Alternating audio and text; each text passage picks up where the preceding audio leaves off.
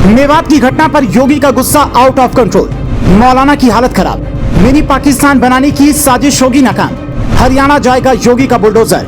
रातों रात अमित शाह ने उतार दी 13 कंपनियां। हिंदू भाइयों की परेशानी का हिसाब लेंगे मोदी।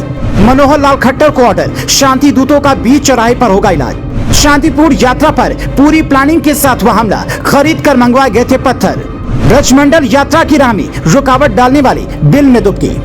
आप जरा सोच कर देखिए, प्रशासन को पहले से पता था कि हिंदू समाज की दो यात्राएं निकल रही हैं। पूरी सुरक्षा व्यवस्था बहाल थी, तभी कुछ तथाकथित शांति दूतों ने उस पर बड़े बड़े पत्थर फेंकने चालू कर दिए, क्योंकि इसके लिए पूरी प्लानिंग की गई थी। ब्रजमंडल की यात्रा पहले से मुल्ला मौलवियों की औलाद की टारगेट पर थी। दरअसल नूह में हिंदू संगठनों की तरफ से तय था कि ब्रजमंडल यात्रा निकाली जाएगी। तय प्लान के मुताबिक मेवात में शिव मंदिर के सामने से ब्रजमंडल यात्रा निकाली जा रही थी, तभी यात्रा पर पथराव हो गया। नूह और मेवात के बारे में शायद आपको ज्यादा अच्छे से ना पता हो, लेकिन उसे कुछ सालों में मिनी पाकिस्तान बना दिया गया है कुछ सरकारों ने।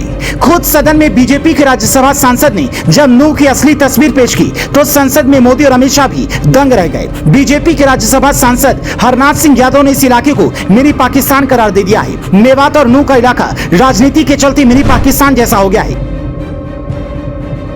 देश की आजादी के बाद से ही इन इलाकों में जिस तरीके से विपक्षी पार्टियों ने राजनीति की और एक समुदाय को शह दी, उसी के चलते इस तरीके के हालात बने हुए हैं। कहा जा रहा है कि एक खास समुदाय के लोग 3 दशक से इस दिन की तैयारी कर रहे थे। कुछ मीडिया रिपोर्ट्स में यह तक कहा गया है कि बाकायदा पत्थर खरीद कर मंगवाए गए थे। खास तौर पर बजरंग दल के लोगों को उनकी बसों को टारगेट किया गया।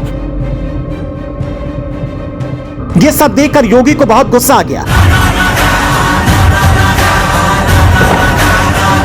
भगवान को जलाभिषेक करने जा रहे लोगों को जानबूझकर ऐसा किया गया। हैरानी तो इस बात की हुई कि इस तरह की घटना की इंटेलिजेंस होने के बाद भी 5 घंटे तक शांतिदूत बजरंग दल के लोगों को टारगेट करते रहे। इस घटना के बाद हरियाणा से सटे यूपी के बॉर्डर के आसपास योगी आदित्यनाथ ने अपने जवानों को उतार दिया है और सुरक्षा टाइट कर दी है। मेवात में पहले हिंदुओं की अच्छी खासी आबादी रहती थी, अब 103 गाँव हिंदू विहीन हो गए हैं। डराकर बहन बेटियों को परेशान कर मेवात छोड़ने पर हिंदुओं को मजबूर किया गया। अभी भी मेवात के 76 गाँव ऐसे हैं जो 2 से 3 हिंदू परिवार ही रहते हैं। इस ब्रजमंडल की यात्रा में बजरंग दल के कई कार्यकर्ता पहुंचे थे। इस वीडियो में खुद मोनू मानेसर आने वाला था। मोनू मानेसर ने पहले ही वीडियो शेयर कर यात्रा में अधिक से अधिक लोगों से पहुंचने की अपील की थी। इतना ही नहीं, मोनू मानेसर ने कहा था कि वो खुद भी इस रैली में शामिल होगा। हालांकि मोनू मानेसर इस यात्रा में नहीं आया, लेकिन बिट्टू बजरंगी नाम के कथित गोरक्षक के शामिल होने पर कुछ लोगों ने जानबूझकर ऐसा माहौल बनाया जिससे लगे कि तनाव बढ़ रहा है। नूह में दूसरे पक्ष के लोगों ने जमकर बवाल काटा, तभी ये पथराव हुआ। नूह में पुलिस बल तक हिंसा पर काबू पाने के लिए कम पड़ गया। ऐसे में हिंसा प्रभावित क्षेत्र में